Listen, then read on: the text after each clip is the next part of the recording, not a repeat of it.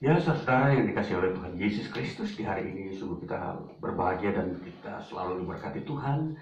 Dan tentunya kita akan terus memasuki dalam pengalaman-pengalaman hidup kita disertai oleh Tuhan. Dan tentunya kita akan melihat kesaksian-kesaksian hidup kita selalu berisikan pertolongan-pertolongan Tuhan. Dan tentunya di dalam ibadah kita ini kita sesungguhnya bukan sekedar kita datang untuk bersekutu di antara saudara-saudara seiman, tetapi jauh lebih dalam dari itu adalah kita mau diberkati oleh Tuhan, baik melalui firman-Nya, kuasanya yang memang harus nyata, bahwa hidup kita berbakti kepada Kristus itu mempunyai nilai, mempunyai makna, dan tidak kosong di dalam hidup ini. Baik, mari kita membaca dari firman Tuhan yang terambil dari Kisah Rasul pasal 9 ayat pertama hingga yang ketiga, dan kemudian disambung dengan kitab Roma pasal yang pertama ayatnya yang 16 hingga 17. Dan kita mulai membaca yang bagian pertama, Kisah Rasul pasal 9 ayat 1 sampai 3 mulai demikian. Saulus bertobat. Sementara itu berkobar-kobar hati Saulus untuk mengancam dan membunuh murid-murid Tuhan. Ia menghadap imam besar dan meminta surat kuasa daripadanya untuk dibawa kepada majelis-majelis Yahudi di Damsyik, supaya jika ia menemukan laki-laki atau perempuan yang mengikuti jalan Tuhan, ia menangkap mereka dan membawa mereka ke Yerusalem. Ayat yang ketiga, dalam perjalanannya ke Damsyik, ketika ia sudah dekat kota itu, tiba-tiba cahaya memancar dari langit mengelilingi dia. Ya, itu bagian yang pertama. Lalu kita membaca bagian yang kedua adalah kitab Roma pasal pertama ayat 16 hingga 17. Injil itu kekuatan Allah. Sebab aku mempunyai keyakinan yang kokoh dalam Injil. Karena Injil adalah kekuatan Allah yang menyelamatkan setiap orang yang percaya. Pertama-tama orang Yahudi, tetapi juga orang Yunani.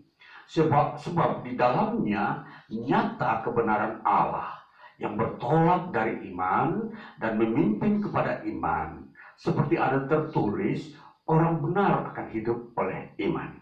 Ya, saudara yang terkasih, demikian kita telah mendengar kedua bagian firman Tuhan ini.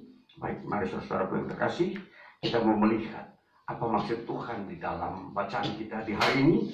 Yang tentunya saya memberikan tema hari ini adalah dari profil menuju konsep. Ya, itu tema memang kelihatannya ilmiah dan kurang masuk ke dalam dunia praktis, tetapi baiklah saya akan menjelaskan kenapa profil bisa menuju kepada konsep. Saudara, kalau kita masuk dalam dunia akademis, dunia pendidikan teologi, ya tentunya kita akan berhadapan dengan apa yang disebut konsep. Ya, konsep itu artinya susunan daripada pikiran-pikiran yang berisikan pemahaman-pemahaman yang dipakai oleh manusia. Jadi di sini mengandung unsur pemahaman, ya, apa yang dipahami. Ya, saudara yang terkasih, kalau kita sudah melihat dua bacaan tadi, memang saya mengambil ringkasnya Kisah Rasul pasal 9 ayat 1 sampai 3 dan kitab Roma pasal 1 ayat 16 hingga 17 itu adalah ringkasan bacaannya. Dan nanti kita mau melihat ada apa di balik dua bagian bacaan ini.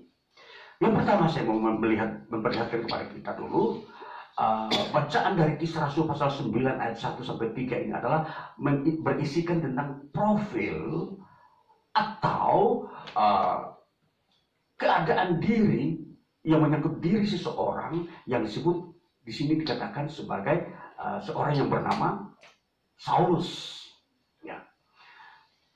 Profil Saulus adalah dia seorang pemuda, dan pada saat minggu lalu saya sudah menyampaikan bagaimana seorang muda yang beriman itu benar-benar diperhatikan oleh Rasul Paulus ketika dia tua dan dia mempersiapkan Timotius untuk menjadi pelanjut atau penerus, ya, menyampaikan Injil kebenaran kepada jemaat-jemaat atau orang Kristen yang ada di Efesus.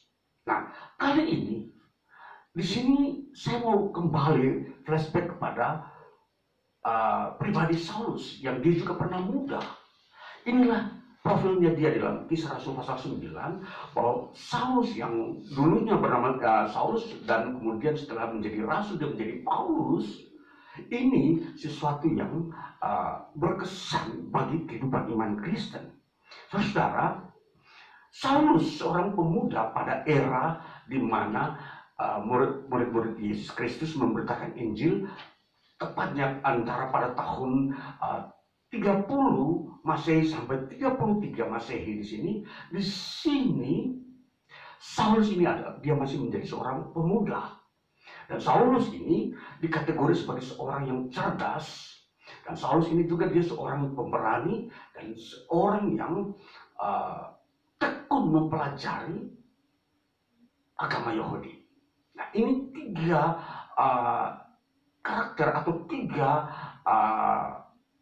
unsur yang ada dalam pribadi Saulus ini yang membuat dia begitu giat di dalam menganiaya orang Kristen pada tahun-tahun itu. Jadi tepatnya ketika pada tahun 33 Masehi, Saulus ini ketika hadir di kota Yerusalem, di situ memang Yerusalem sebagai pusat pemberitaan Injil Yesus Kristus. Dan tentunya para saksi-saksi hidup mengenai Injil Yesus Kristus ini, mereka itu berkumpul di Yerusalem dan memberitakan itu kepada orang-orang Yahudi lainnya. Dan ternyata di sini masih banyak orang Yahudi yang tidak mau menerima Injil yang diajarkan oleh para rasul Yesus Kristus ini.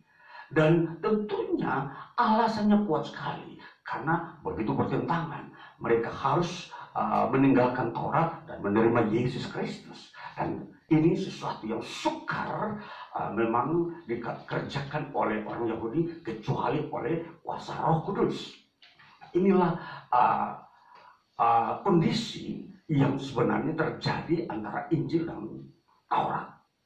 Dan perjalanan sejarah pemberitaan Injil terjadi ketika si Saulus ini dia hadir di tengah-tengah penganiayaan terhadap Stefanus yang dilempari dengan batu oleh para imam-imam dan tua-tua di kota Yerusalem terhadap Stefanus yang menyatakan bahwa Yesus itu adalah Mesias. Dan ini yang menjadi pokok permasalahan yang memperguncingkan orang Yahudi dengan orang Kristen, atau dengan kata lain antara penganut-penganut ajaran Yahudi dengan murid-murid Yesus yang menganut Injil.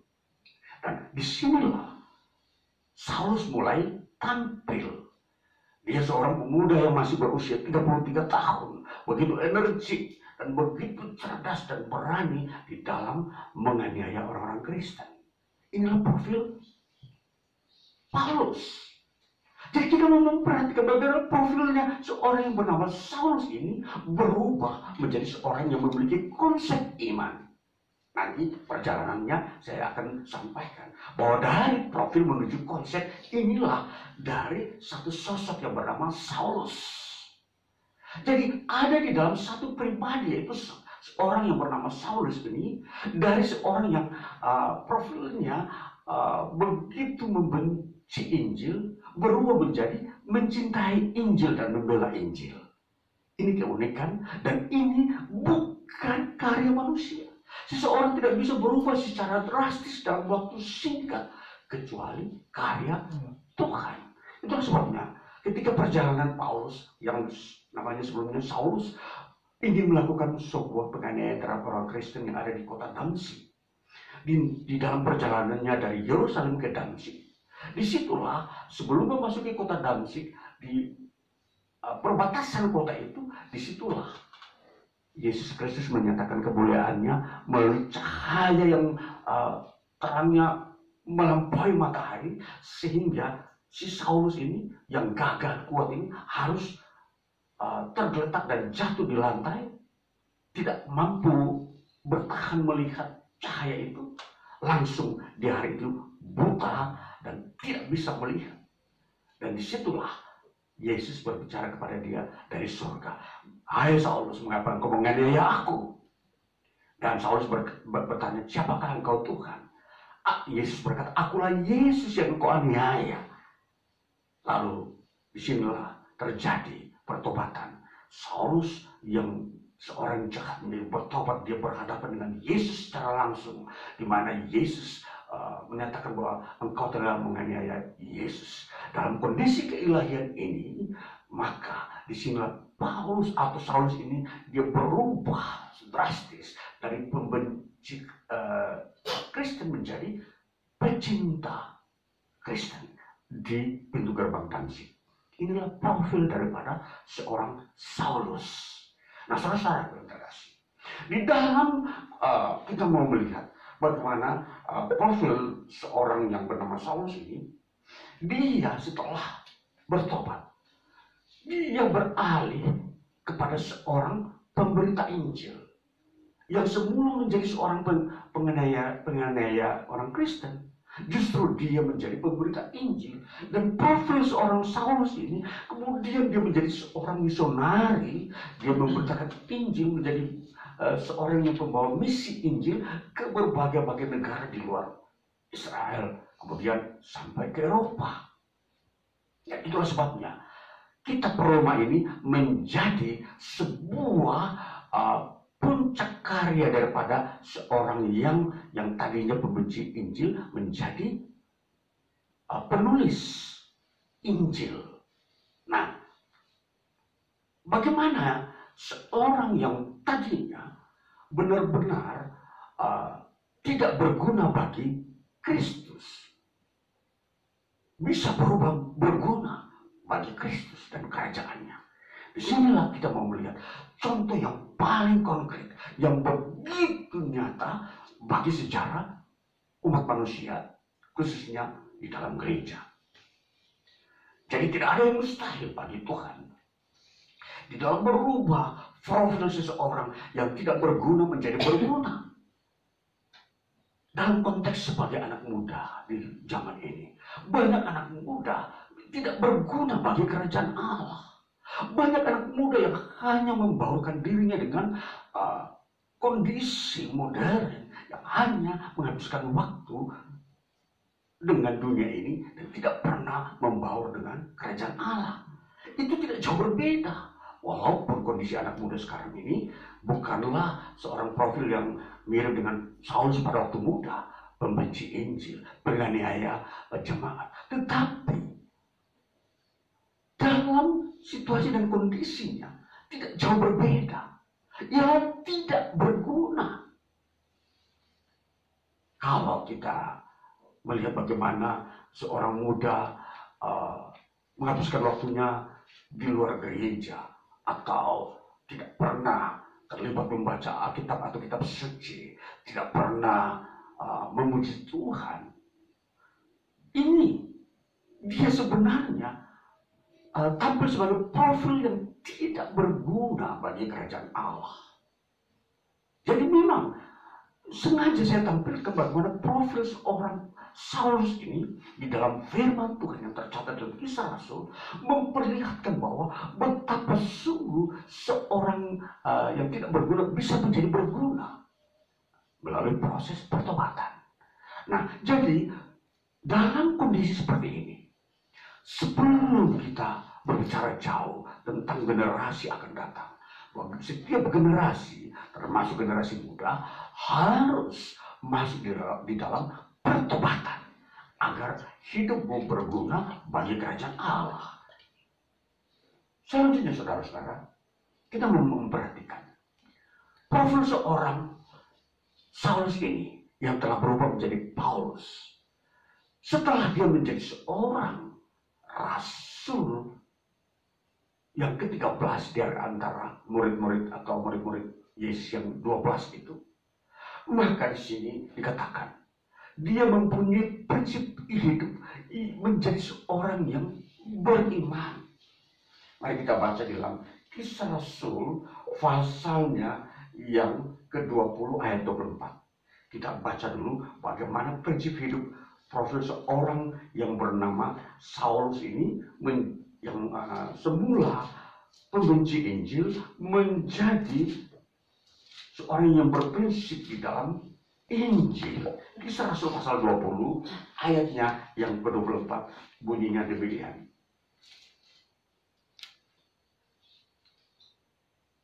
Tetapi aku tidak menghiraukan nyawaku sedikit pun, asal saja aku dapat mencapai garis akhir dan menyelesaikan pelayanan yang ditugaskan oleh Tuhan Yesus kepadaku untuk memberi kesaksian tentang Injil kasih karunia Allah. Tetapi aku tidak menyayangkan nyawaku. Ini profil daripada Saulus yang menjadi Paulus ini, yang menjadi rasul ini pada masa mudanya. Ini dia sungguh menjadi seorang yang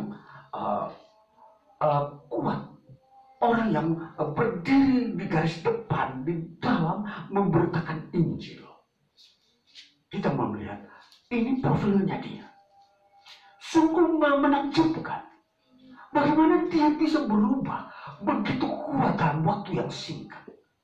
Tentunya di dalam kekuatan keilahian. Itu pertanda bahwa keilahian di dalam Yesus Kristus itu sungguh ajaib, bisa merubah karakter seseorang yang tidak berguna atau seseorang yang memang sangat membenci kebenaran, bisa menjadi berkorban untuk kebenaran dirinya. Dia tidak menyayangkan nyawanya sedikit pun demi dia menyelesaikan panggilan Tuhan Yesus untuk memberitakan Injil. Ini Saulus. Kita perhatikan berapa banyak orang yang mengalami perubahan-perubahan seperti Saulus. Begitu drastis, begitu cepat di dalam peralihan hidupnya. Saudara, kalau kita melihat generasi saat ini, kita menemukan seseorang yang berubah drastis dalam masa mudanya sangat sulit.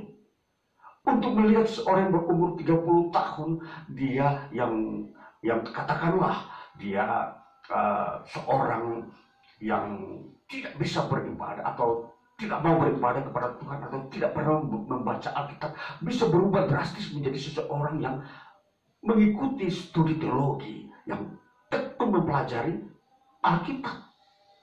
Sekarang orang-orang yang masuk di sekolah teologi begitu sedikit untuk menjadi seorang yang ingin memperdalam ilmunya tentang firman Tuhan dan wahyu Tuhan. Terlalu sedikit. Tidak sebanding dengan orang-orang yang mengikuti studi-studi sekuler yang bertebaran di berbagai-bagai wilayah. Berbagai jurusan telah dibukakan yang memenuhi kebutuhan generasi muda saat ini. Saudara-saudaraku yang terkasih, dan memang di sini perlu kita menghimbau bagaimana generasi muda peduli dengan ilmu-ilmu tentang pewahyuan. Ilmu yang harus dikaji dan telah ada di dalam dan ditimba untuk pengetahuan generasi berikutnya. Sebab tanpa wahyu, sebuah generasi akan lenyap dan hilang di bawah arus kerusakan moral. Saudara-saudara yang terkasih. Jadi di sini kita mau melihat di sini begitu drastis Saulus, seorang yang begitu mengalami kemurahan Tuhan yang begitu dahsyat. Dia menyikapi panggilan Tuhan dengan baik. Kemudian dia mempunyai prinsip yang mandiri di dalam ayat 34 selanjutnya, di dalam pasal yang sama, pasal 20 Kisah Rasul tadi, dia katakan begini.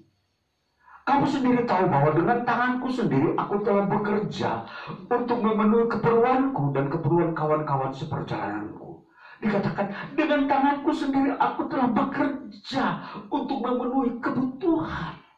Jadi dia tidak bergantung kepada orang lain dalam soal kebutuhan ekonomi atau jasmani. Dia sebagai seorang yang melakukan misionari. Lihat profil ini. seorang yang bekerja, yang mempunyai pengetahuan keterampilan bagaimana caranya mendapatkan uang di dalam memenuhi kebutuhan ekonomi, di dalam menyelesaikan tugas misionarinya dia. Ini profil Paulus. Kita melihat begitu kagum dengan profil seorang Paulus ini. Dia bekerja sendiri. Dia mampu mengembangkan bakat di dalam dirinya, potensi dalam diri untuk bisa mengisi kebutuhan ekonominya. Ini profil setelah dia menjadi seorang misionari, seorang yang memberitakan Injil, yang pergi ke belahan-belahan dunia Asia, keluar dari Yerusalem, pergi menyelusuri daerah-daerah yang terpencil. Ini seorang yang ditampilkan dalam pribadi seorang Paulus. Lalu dikatakan lagi, ayat 35, sambung ayat di pasal yang sama. Dalam segala sesuatu telah kuberikan contoh kepada kamu, bahwa dengan bekerja demikian kita harus membantu orang-orang yang lemah dan harus mengingat pekerjaan Tuhan Yesus. Sebab ia sendiri telah mengatakan adalah lebih berbahagia memberi daripada menerima. Menjadi moto hidup seorang Paulus, lebih baik memberi daripada menerima. Muncul ini akibat daripada karya Injil Yesus Kristus, merubah seseorang yang egois menjadi seorang pemurah hati. Ini saudara-saudara perhatikan, karya Injil ini begitu ajaib, bahwa Yesus Kristus datang untuk merubah pribadi seseorang agar berguna bagi kerajaan Allah untuk masa yang akan datang. Dan ini saudara, kalau kita memperhatikan hal ini berarti bahwa semua orang bisa Tuhan rubah sama seperti Paulus. Seorang yang bisa bekerja, seorang yang bisa memberi dengan dasar mana iman yang dia terima dari Kristus Yesus. Nah ini saudara, dari semua ini maka beralih kepada puncaknya, di mana ketika Paulus menjadi seorang yang telah tua, ketika dia berumur memasuki umur 60 tahun, bayangkan dari 33 sampai ke 60 ada 23 tahun atau 27 tahun ya. Dia baru menemukan konsep yang kita baca dalam kitab Roma pasal 1 ayat 16. Dikatakan demikian. Kita baca, sebab aku mempunyai keyakinan yang kokoh dalam Injil, karena Injil adalah kekuatan Allah yang menyelamatkan setiap orang yang percaya. Pertama-tama orang Yahudi, tetapi juga orang Yunani. Ayat 17. Sebab di dalamnya nyata kebenaran Allah yang bertolak dari iman dan memimpin kepada iman. Seperti ada tertulis, orang benar akan hidup oleh iman. Ini yang didapatkan disimpulkan oleh seorang yang profilnya Saulus tadi, yang kita sudah lihat bahwa dari seorang egois dan sarkastis, suka pembunuh, menjadi seorang yang beriman. Itu ditemukan hanya di dalam Injil, dalam Yesus Kristus. Yesus Kristus mampu merubah pribadi seorang yang buruk menjadi seorang yang berpotensi. Ya, ini apa yang kita temukan di dalam Alkitab. Bagaimana kisah orang-orang yang dibaharui oleh Kristus Yesus. Lalu kita melihat bahwa dia memiliki kesimpulan bahwa aku mempunyai keyakinan yang kokoh dalam Injil. Jadi sudah tidak bisa diganggu-gugat, tidak bisa digoncangkan, tidak bisa digeser satu inci, walaupun itu tekanan-tekanan hidup, walaupun itu ancaman-ancaman nyawa. Paulus tidak bergeser karena dia tahu keselamatan di dalam Injil yang dia temukan dalam Yesus Kristus. Saudara, ini temuan baru oleh sang Paulus melalui pewahyuan yang dia terima dari Yesus Kristus, bahwa Injil itu adalah kekuatan Allah. Kekuatan yang seperti apa? Yang menyelamatkan dan melepaskan orang dari keterpurukan menuju kepada kemerdekaan yang membuat orang itu bahagia. Ini kekuatan. Ini mujizat. Ini dahsyat yang bisa dikerjakan oleh Yesus Kristus. Saudara, akhirnya kita menemukan bahwa di dalam iman Kristen, intinya adalah terjadi pembaharuan. Terjadi peningkatan kualitas hidup. Jadi Injil membawa manusia kepada hakikat manusia yang kudus dan berharga di mata Allah. Ini kesimpulan dari pengalaman seorang Paulus ini. Dia menjadi seorang yang berharga di mata Tuhan. Dan dia mempunyai keyakinan bahwa keselamatan itu dia dapatkan. Dan dia menjadi seorang yang bisa hidup di dalam iman. Kemudian kita melihat apa yang ditemukan oleh Paulus membuka rahasia tentang bagaimana hidup beriman. Iman itu ditemukan setelah Paulus mengalami atau hidup di dalam kehidupan yang realistis yang dia jalani ketika dia menerima Yesus Kristus.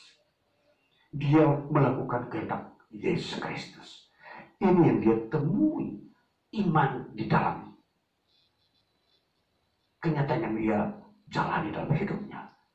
Jadi iman itu bisa terwujud kepada orang-orang yang mengalami lawatan Kristus, mengalami pembaruan hidup, pertobatan-pertobatan dari dosa-dosa dan kejahatan-kejahatan.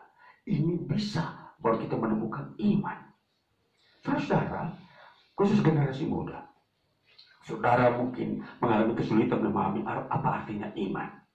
Karena saudara masih masa dalam proses transisi dari remaja kepada muda, dan saudara belum masih di dalam sebuah pendidikan teologi atau pengenalan akan wahyu Tuhan dengan secara kontinuitas, secara terus menerus.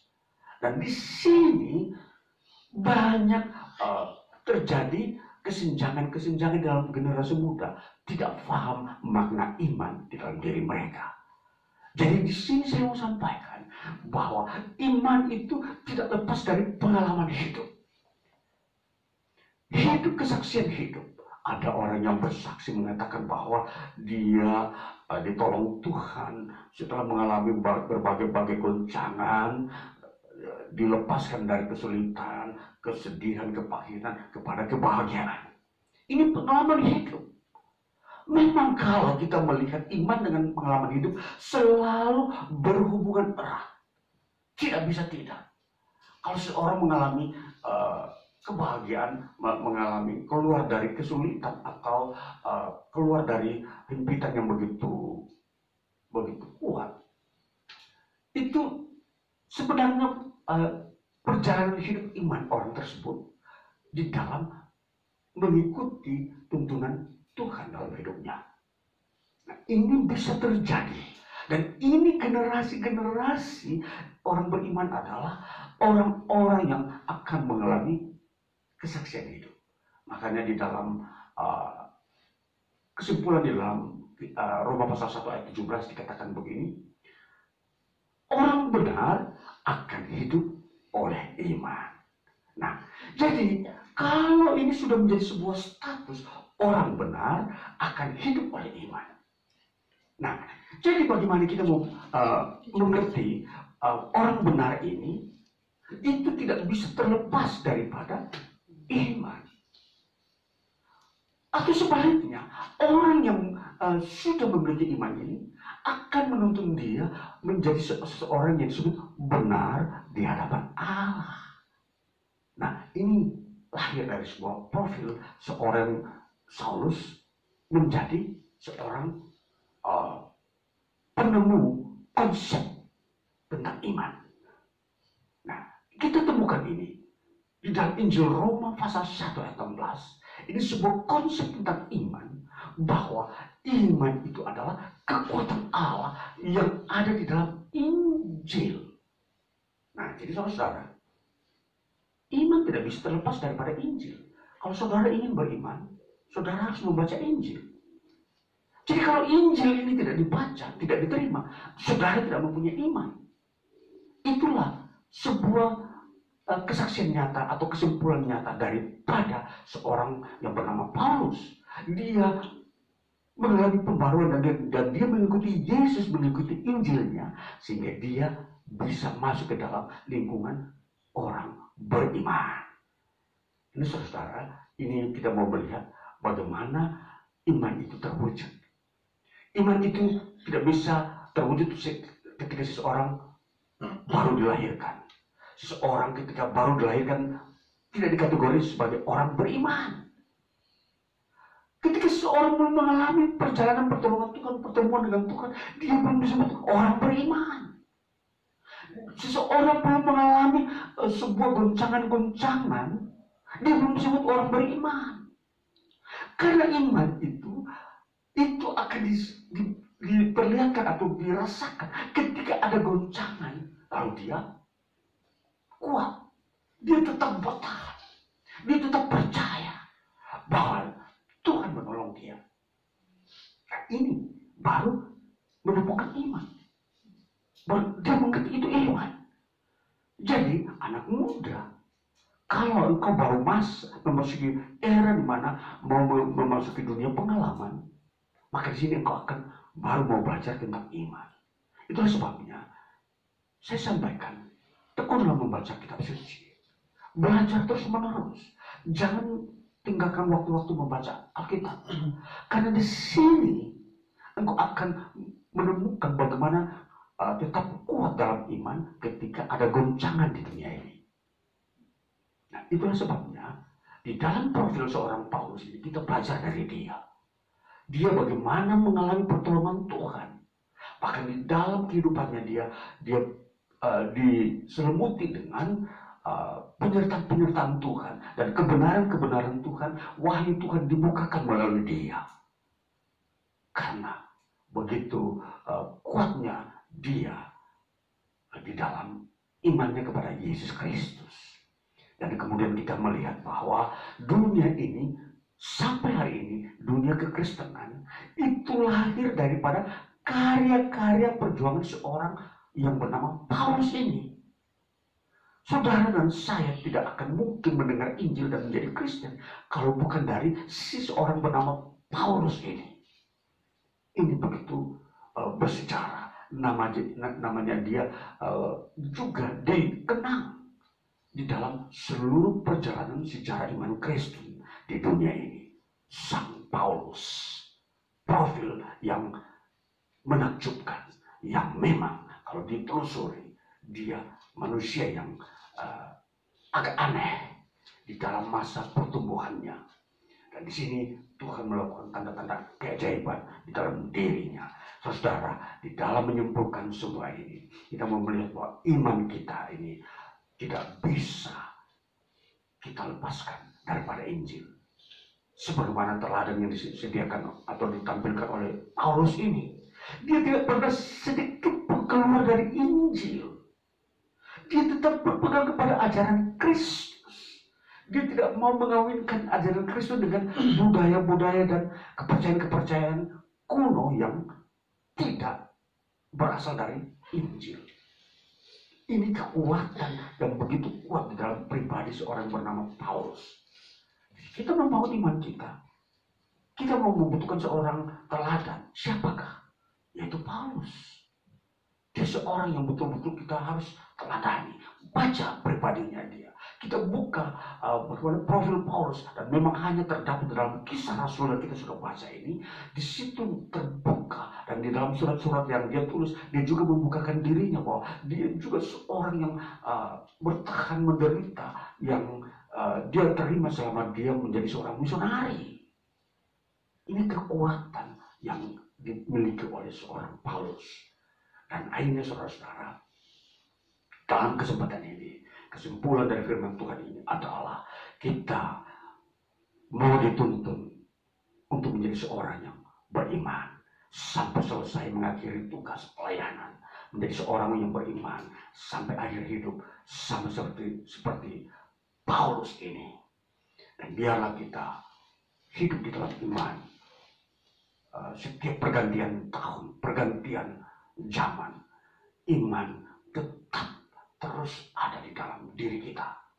Itulah yang menjadi kita benar di hadapan Kristus Yesus. Tuhan Yesus memberkati kita. Haleluya. Amin.